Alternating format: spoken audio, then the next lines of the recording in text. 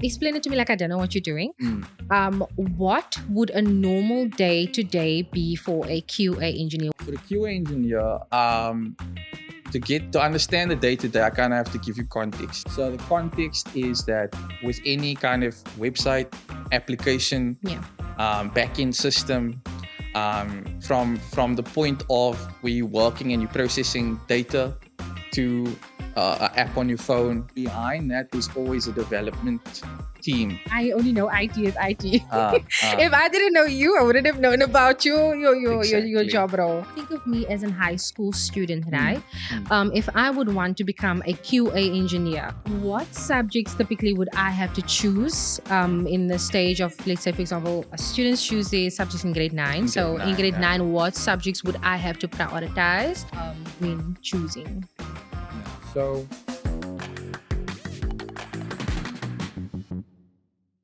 Good afternoon. My name is Michelle, and I'll be your host on the Success in Color podcast. Thank you for joining me. Today, I have a guest with me that will be sharing a bit about their career and also a bit of information that you might need should you decide to pursue the career that we'll be chatting about today. So, with me today, I have the amazing, talented Jason Seekoei. Can we welcome our guest, please? yes, love it, love it. All right. So, Jason, I would like you to please state your please state. Please tell us your job title and also where you originate from. Where were you born, every? Okay. So my job title is QA engineer. Hmm. Um, so like in layman's terms, a QA engineer is someone who tests software for a living. Um, and there's different categories of it, and we can go into it. There's different categories of it, but in essence, what they do is they test something that a developer creates. Awesome. Yeah, and that's kind of the definition. Born and raised in Mitchells Plain, Yay. Cape Town. So yeah, that's home for me. Yeah. Love it, love it, love it. Also, Jason is also one of the directors Mhm. for the Success in Color, which is the podcast that we have. So let's not down on Ah. that. So when explain it to me like I don't know what you're doing. Mm, What would a normal day to day be for a QA engineer? What does a day to day look like for you? mm, mm. So for the QA engineer, to understand the day to day, I kind of have to give you context. Okay. So the context is that with any kind of website, application, Yeah. backend system, from the point of where you're working and you're processing data to an app on your phone, Spotify or Amazon or whatever apps that you like using. Mm-hmm. Behind that, there's always a development team, Yeah. and software development encompasses a number of different roles, a number of different key players, Mm. right? So it's called, in when you study it, it's called the software development lifecycle. Okay. And within that, there's a team of different people, different professions. Everybody classifies as an IT. Yeah. Yeah. Yeah. You in IT, but there's a range of different Mm. careers. So kind of the bare minimum, and I'll just go touch on that, and then you'll understand where I slot in. Yeah. The bare minimum for kind of software development starts first and foremost usually around what we call a product owner. Mm-hmm. They are the ones that take the business kind of case for solve whatever problem that the business is solving, Yeah. and then they position it, and they are responsible to kind of project manage whatever the solution is. Yeah. So the product owner normally either themselves or they have someone with them called a business analyst. Mm-hmm. And kind of that person takes all the business rules and creates a specification document. Okay. That document then details everything that this solution is going to kind of the solution in detail. It Mm-hmm. details what the solution is. And the product owner then collaborates with different other key players Mm. to project manage from start to finish. Okay. So some of the other key players would be like a graphic designer, Yeah. UX, UI designer. They come up with what it will look like visually. Mm-hmm. You have people as a developer, and you get different types of developers. You get guys who focus on the back end, guys who focuses on the front end, so the actual website or the actual app. You get some engineers, software developers Mm. that focus on those key areas. Like a thing that the customer would see. There we go. Mhm. There we go. And you get some developers that they're called full stack, so they do back end and front end, Mm. and they use certain frameworks. Okay. And then alongside them, you'll get typically you get a QA engineer Mhm. or a manual tester or an automation tester. There's different types of testing, and so depending on what it is, they'll normally have a designation, Mhm. but they're all essentially QA Mm. engineers. And so in that cycle, the project manager or product owner comes up with the idea. Mhm. The UX UI designer kind of makes it look nice and Mhm. designs it. Yeah. The developer creates it. I test it. Mhm. And that's kind of like the way that the So, cycle, yeah. goes about. And with each piece of work, we'll just reiterate that cycle Yeah. as time goes on. As I'm sitting here listening to you, I'm actually thinking like, instead of going to customer service with any issues that I have, I should actually be coming to you and say, listen, Mr. Jason, Yes, this is this not is working. this is not working. Can you please Yes, restructure? yes, one hundred Thank percent. you so much. Is there anything else you'd like to add to that, Jason, before we move on? Yeah, I mean, not to go in depth. I think once if we get other people in those careers, they can really expand. Mm-hmm. But there's different components to it. There's the security developers who focus on making it secure and Yeah. people can't hack. Yeah. We got DevOps engineers who focuses on infrastructure, making sure that everything that the guys develop sits within a certain infrastructure. Yeah. So yeah, there's different roles and there's nested roles, there's senior, junior, intermediate in all of those roles that I spoke of. Mm-hmm. Some companies make it very complicated and some are very flat Yeah. structure. Mm-hmm. So yeah, I mean that's kind of the essence of engineering or software engineering. Thank you so much. I am not one that specializes in any IT. So Uh, that was very informative for me because I only know IT as IT. uh, uh, If I didn't know you, I wouldn't have known about your exactly, job role. But thank exactly. you so much for sharing that. So, think of me as a high school student, right? Mm, mm. If I would want to become a QA engineer, what subjects typically would I have to choose in the stage of, let's say, for example, students choose their subjects in grade nine. In grade So in nine, grade yeah. nine, what subjects would I have to prioritize when choosing? Yeah. So QA engineering is quite like uh, a niche field because Mm-hmm. traditionally there isn't a path that you can study QA engineering. Uh-huh. So even when I was studying, um, which was IT information technology, that was the course. Yeah. Um, QA engineering was like a very small testing was a very small module Fine print. under software engineering. Yeah. And so the traditional avenue that you would do for a lawyer or an accountant that Mm-hmm. doesn't really exist Yeah. for QA engineer. Okay. The way I did it was I studied information technology at a Mm-hmm. college. Mm-hmm. Um, and to do that, I needed maths and English. In more advanced courses, if it's like a bachelor's in computer science, Mm-hmm. is typically what the university will offer. Yeah. Or software, you know, computer science is the most common one, but some do have like software engineering as its own Mm-hmm. course.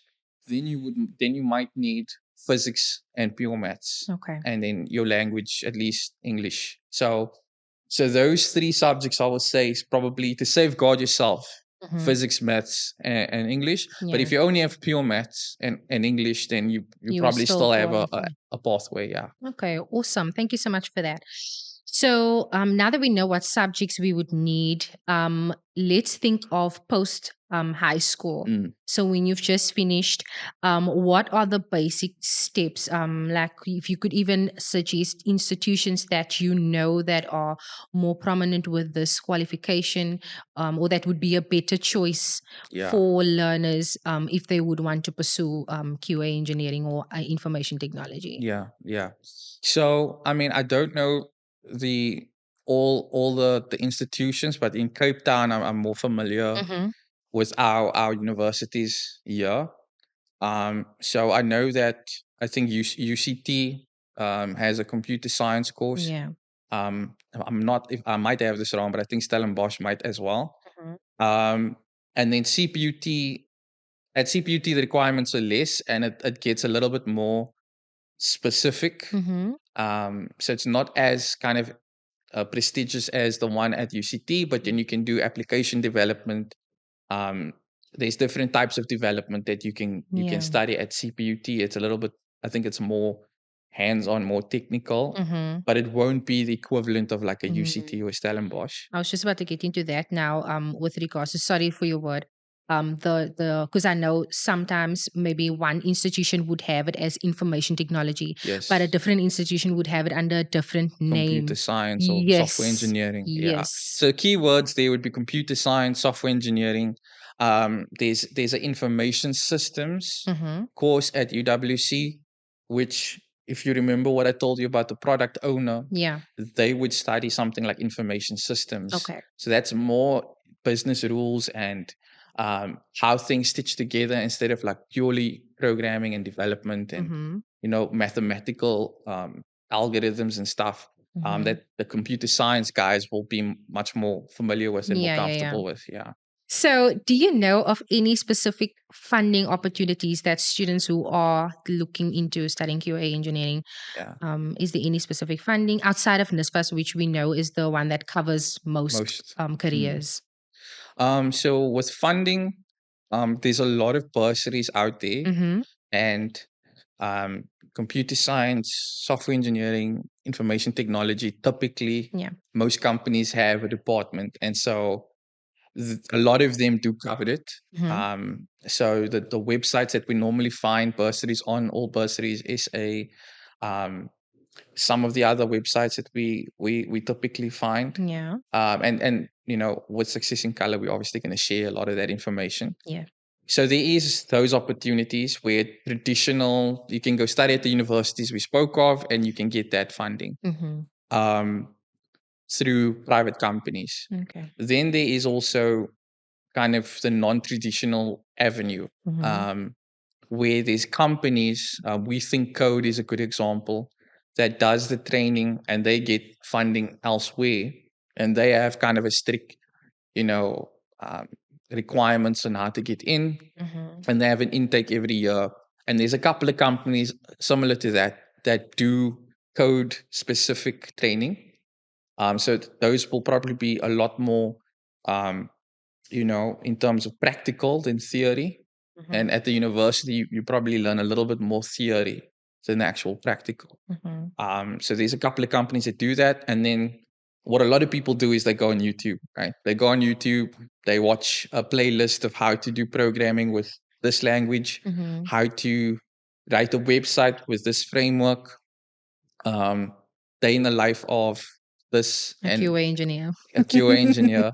And so that kind of gives you the avenue to learn without necessarily having a lot of money out of pocket. Mm-hmm. Yeah.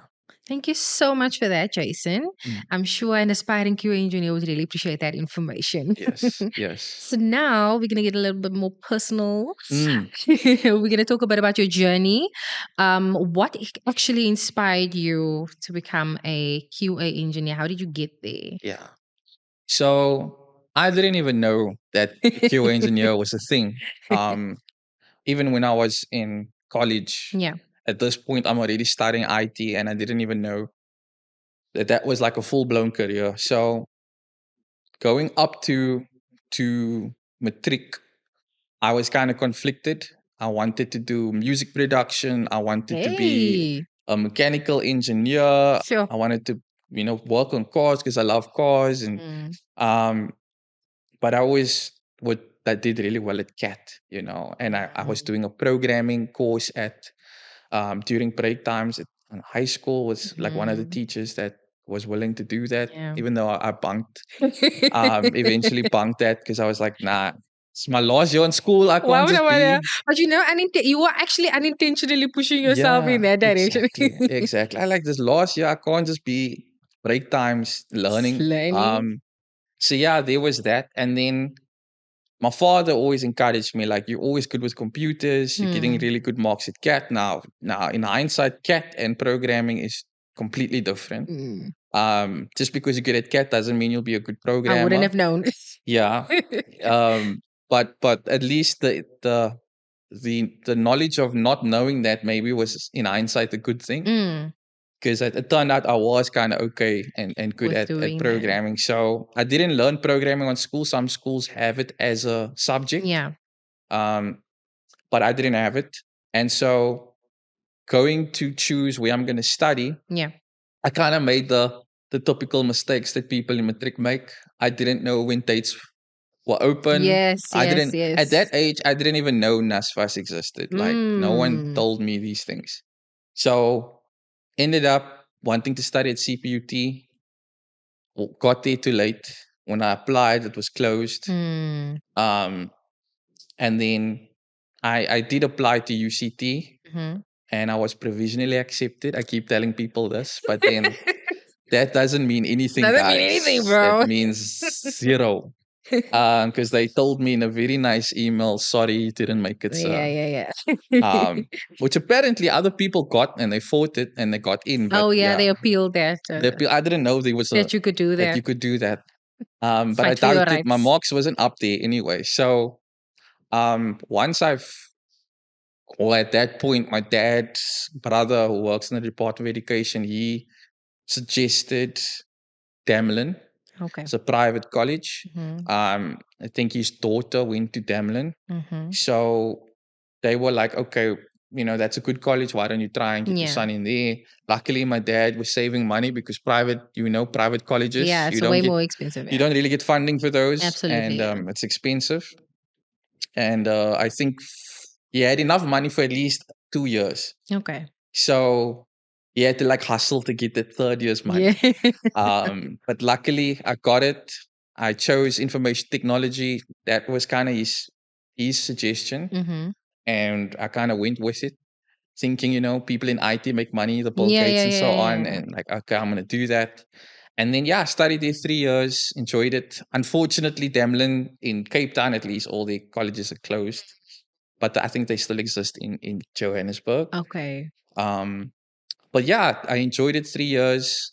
In an information technology course, you learn not just programming, you learn information systems, you learn networking, you learn different components, you learn Yeah. project management, accounting is in there. Mm-hmm. Um, um, Basic communications. Like there's a lot of things nested inside a Yeah. information technology course.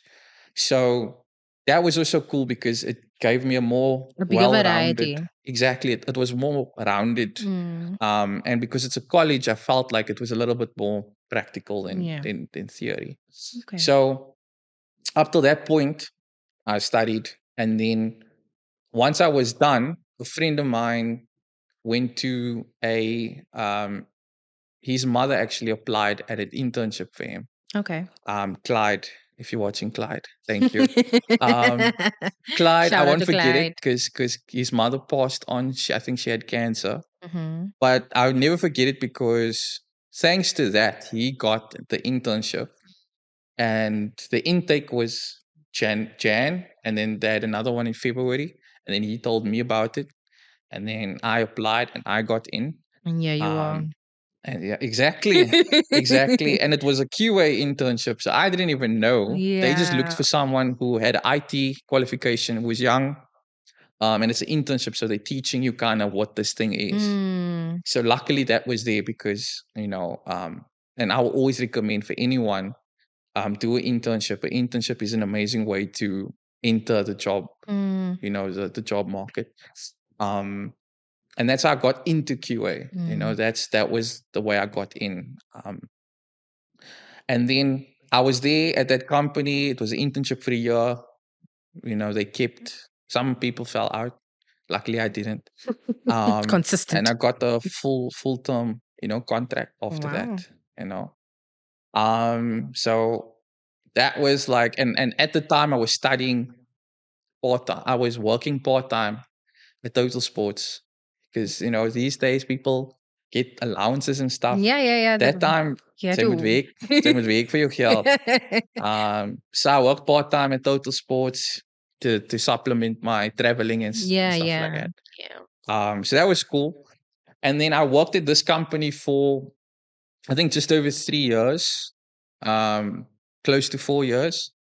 And yeah, taught me a lot, threw me in the deep end, Mm, had big clients, was what we call an automation scripter. So someone who writes programs to mimic what the real person would do. mm. And when they were like an outsourced company, so if you had it, like you were making an app, you would then hire us to come and test it. Okay. We wouldn't be employed by By you, you, but yeah. we would contract to you. So that Okay. that company did that. And what that allowed for me was I got exposed to a lot of different types of systems, a lot of different Mm, ways of working in a very short period of time. I would say like a lot of people would only learn some of those things after like 5, 10 years, where we were learning it in like 2, 3 years. yeah. Um, just because of how often we're changing and the different projects we were on. Mm. Then from there, I grew into a team lead position. So I had a team that I had to look after, which is also a new experience. Managing people, it's not the easiest thing Yeah, in the world. It's absolutely. difficult. I was about, say, about 2.5 years into my journey of working. And then my previous manager then stepped down and left. And then it opened the door for me to I then, was now just going to say, and you stepped up. and I stepped up. Yeah, I stepped up. There was a little bit of friction there because people didn't always, with any job, Yeah, taking up somebody else's, taking the mantle from someone else isn't easy. So yeah. it took a bit, but eventually I got into that position. And then, Mhm. yeah, I was a manager like within 3.5 years of working. And that is like amazing compared to some people I know. They probably waited like 5, 18 years Exactly. to get Exactly. to that position. Awesome. Yeah. Thank you so much for those insightful words, Jason. It's really nice to hear about someone's journey. And also now people who are aspiring to be a QA engineer can sort of live them into the experience. Mm. So, finally, my last and final question would be, what are any words of wisdom that you would like to share with a student that's watching this session thinking, should I, shouldn't I? I don't Mm. know where I am. Yeah. So words of wisdom for me is, um, if it's something that you think you want to do, Yeah. don't get caught up on the fact that you don't know enough, or Mm, that um, you don't know if it's something you want to do for life. yeah. Go for it. Like, do what you can with what you have. Be open to learning. Be open to being teachable, to being coached. But go for it, because if you don't, you're just gonna sit with regret. You're gonna keep blaming the world that you didn't get to where you want. Yeah. You only have yourself to blame, right? So don't don't seek excuses, right? Seek opportunity. Absolutely. That's the only way that anything happens. In my journey, I was blessed many times along the way with people who helped open up doors for me. Mm, Even in my current role now at a much bigger company, if it wasn't for certain people, certain relationships, I have no business being there. yeah. And it's only because I seeked opportunity. Yeah. I pushed when it didn't seem like there was another door to open. Mm. So that's like my parting advice for youngsters today. Sure. Even I'm inspired. Hey, Thank you so much for that, Jason. all good. If you found this content valuable, you are more than welcome to give us a thumbs up and also subscribe to our YouTube channel. You can also find us on TikTok as well as Instagram, where we share some more interesting content about career planning and beyond. Thank you for joining me with the Success in Color podcast. My name is Michelle, your host. Bye for now.